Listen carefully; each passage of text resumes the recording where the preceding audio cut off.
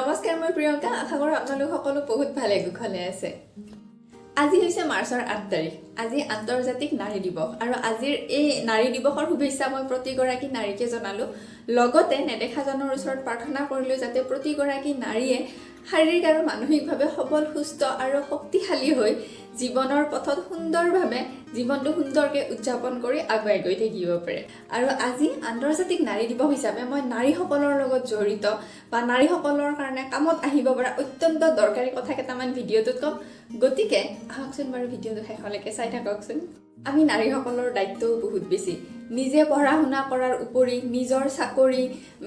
কৰা বা নিজৰ ধৰক যি সপোন আছে সেই সপোনবোৰ বাস্তৱায়িত কৰা এটা সময়ত গৈ পেলাই ঘৰৰ আন সদস্যসকলৰ দায়িত্বও আমি বহুতখিনি পালন কৰিব লগা হয় বা ঘৰ এখন ধৰক সুচাৰুৰূপে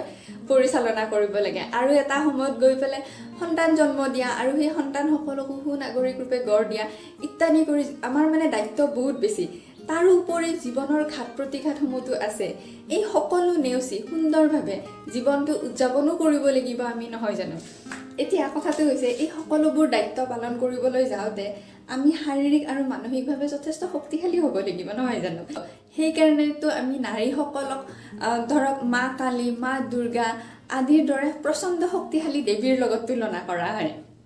এতিয়া চাওক ইমানবোৰ দায়িত্ব ভালদৰে পালন কৰিবলৈ যাওঁতে আমাক যদি আমাৰ শৰীৰ আৰু মনটোৱে ভালদৰে লগ নিদিয়ে ইয়াতকৈ দুখৰ কথা জানো কিবা হ'ব পাৰে নিশ্চয় নহয় হয়নে যেতিয়া আমাৰ মনটো আনন্দিত হৈ থাকিব বা কাম কৰোঁতে আমাৰ ভাগৰ নালাগিব তেতিয়া কি হ'ব আমি যিবিলাক কাম কৰিম সেইবিলাক আমাৰ কাৰণে আনন্দদায়ক হ'ব মানে স্বাস্থ্যৱান সবল সুস্থ আৰু শক্তিশালী মন আৰু শৰীৰ এটাৰ অধিকাৰী হ'বৰ কাৰণে আমি কি কৰিব পাৰোঁ সেই প্ৰশ্নটোৰ উত্তৰ হৈছে এক্সাৰসাইজ বা ব্যায়াম এতিয়া এক্সাৰসাইজ বা ব্যায়াম বুলি কওঁতে এনেকুৱা নহয় যে জিমত গৈহে কৰিব লাগিব আমি ঘৰতো কৰিব পাৰোঁ কোনো কথা নাই এই ৰাস্তাত বোলে খোজকাঢ়িছোঁ অলপমান য়োগা কৰিছোঁ বা ফিল্ডতে গৈ দৌৰিছোঁ বহুতে ঘৰৰ কাম কৰা আৰু এক্সাৰসাইজ কৰাটো একে বস্তু বুলি ভাবে মানে এনেকৈ ভাবে ঘৰৰ কাম কৰিছোঁ এক্সাৰসাইজ কিয় কৰিব লাগে হৈ যাব একদম নহয় ঘৰৰ কাম কৰাটো এটা একদম পৃথক বস্তু আৰু এক্সাৰসাইজ কৰাটো এটা পৃথক বস্তু আমি যেতিয়া এক্সাৰসাইজ কৰিম নহয় তেতিয়া আমাৰ শৰীৰৰ প্ৰত্যেকটো মাংসপেশীয়ে শক্তিশালী হয় হাড়ৰ গঠন সুন্দৰ হয় তাৰ ফলত কি হয় আমাৰ শৰীৰটোৱে বেছি কাম কৰিবৰ কাৰণে শক্তি পায় আগতে ধৰক কোনোবাই বোলে ল'ৰা ছোৱালী স্কুলৰ পৰা আনি বা ঘৰৰ কামখিনি কৰি অত্যন্ত ভাগৰুৱা অনুভৱ কৰে এক্সাৰসাইজ কৰাৰ পিছত কি হ'ব তেওঁৰ মাংসপেশীবিলাক শক্তিশালী হ'ব তাৰপিছত তেওঁ এই ল'ৰা ছোৱালী স্কুলৰ পৰা অনা ঘৰৰ কামখিনি কৰা তেওঁৰ কাৰণে মানে কামেই নহয় তেওঁ সেইখিনি কাম কৰি উঠিও তেওঁ নিজৰ কাৰণে সময় ওলাব পাৰিব সবতছে ডাঙৰ কথাটো হৈছে সেইটোৱে এটা সময়ত গৈ পেলাই বহুত নাৰীয়ে নিজৰ কাৰণে সময় ওলাব নোৱাৰে নিজৰ যত্ন ল'বৰ কাৰণে বা নিজৰ পচন্দৰ কাম এটা কৰিবৰ কাৰণে মানে সময়ৰ অভাৱ হৈ যায় বা এনেকুৱা হৈ যায় মই ভাগৰিয়ে যাওঁ এইখিনি কামনো মই আৰু কেনেকৈ কৰিম নিজৰ যত্ননো কেনেকৈ ল'ম সেইটোৱে আটাইতকৈ ডাঙৰ প্ৰশ্ন সন্তান জন্ম দিয়াৰ পিছত বহুত নাৰীৰ ক্ষেত্ৰতে কি হয় তেওঁলোকে ধৰক আগতে যেনেকুৱা শাৰীৰিক অৱয়ব আছিল সেনেকুৱা অৱয়ব হৈ নাথাকে বিভিন্ন ধৰণৰ শাৰীৰিক সমস্যায়ো দেখা দিয়ে এইটো বিষ সেইটো বিষ বা আগৰ দৰে সেই বল শক্তি নোহোৱা হয় গতিকে নাৰী এগৰাকীয়ে যদি ধৰক বিয়া হোৱাৰ আগৰ পৰা যদি এক্সাৰসাইজ কৰি থাকে নহয় তেতিয়া তেওঁ কি হয় স্বাস্থ্যৱান হৈ থাকে আৰু স্বাস্থ্যৱান শৰীৰত যেতিয়া সন্তান এটা থিতাপি লয় সন্তানটিও স্বাস্থ্যৱান হ'ব নহয় জানো কথাটো গতিকে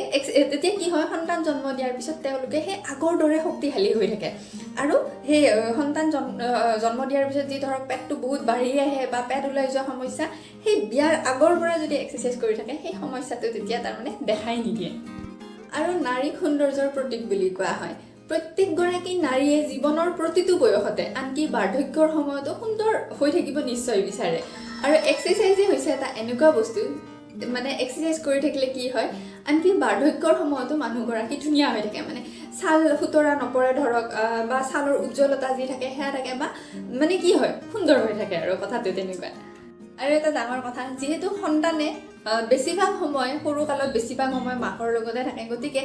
মাতৃগৰাকীয়ে যেনেধৰণৰ কাম কৰে সেইটো আদৰ্শ সন্তানে লয় যেতিয়া মাতৃগৰাকীয়ে নিজে ধৰক স্বাস্থ্য সচেতন হ'ব বা এক্সাৰসাইজ কৰাৰ ক্ষেত্ৰত আগ্ৰহী হ'ব নহয় তেওঁৰ সন্তানেও সৰুৰ পৰা সেইটো বস্তু দেখি পেলাই মানে কি হয় সুস্বাস্থ্যৰ প্ৰতি আগ্ৰহী হয় আৰু কেনেকুৱা হয় কথাটো মই বহুত নাৰীৰ ক্ষেত্ৰত দেখা পাইছোঁ যেতিয়া তেওঁলোক এটা সময়ত গৈ পেলাই তেওঁলোকৰ বয়সটো অকণমান বাঢ়ে তেতিয়া তেওঁলোকে কি হয় বিভিন্ন ধৰণৰ গাঁঠিৰ বিষ বা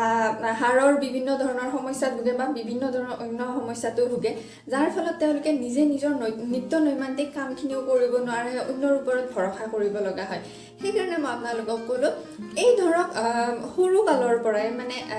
বিয়া নোহোৱাৰ আগৰ পৰাই মানে আমি যদি এক্সাৰচাইজখিনি অন্ততঃ কৰি থাকোঁ নহয়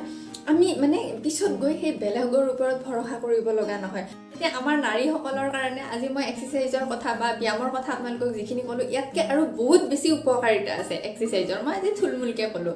আৰু কথাটো কেনেকুৱা জানেনে এতিয়া বহুতে ধৰক এক্সাৰচাইজ কৰিব নোৱাৰে বা সময় নাপায় বা বিভিন্ন ধৰণৰ এনেকুৱা কাৰণ কিছুমান আছে এতিয়া কথাটো হৈছে কি জানেনে যেতিয়ালৈকে আমি এনেকৈ ভাবি থাকিম যে এক্সাৰচাইজ কৰিব নোৱাৰোঁ বা এক্সাৰচাইজ কৰিব মোৰ সময় নহয় যেতিয়ালৈকে নহয় আৰু নোৱাৰোঁ বুলি ভাবি থাকোঁ নহয় আৰু নোৱাৰোঁতো নহয় আৰু নোৱাৰোঁৱে হৈ থাকিব যেতিয়া আমি অলপ অলপকৈ চেষ্টা কৰিম নহয় আজি 5 মিনিট সময় ওলাইছোঁ ধৰক এক্সাৰচাইজ কৰিব কালি 10 মিনিট সময় ওলাইছোঁ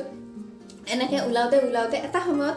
এই নোৱাৰোঁ আৰু সময় নহয়তো কেনেকুৱা হ'ব জানেনে লাহে লাহে মই কৰিব পাৰিছোঁ অলপ আৰু বেছিকৈ পাৰিছোঁ মই ইয়াতকৈ আৰু বেছিকৈ কৰিব পাৰিম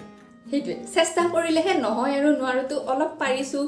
আৰু পাৰিম আৰু ইয়াতকৈ চেষ্টা কৰিম এনেকুৱা হ'ব কিন্তু নোৱাৰোঁ বুলি ভাবি থাকিলে নহয় আৰু নোৱাৰোৱে হৈ থাকিব আন্তৰ্জাতিক নাৰী দিৱসৰ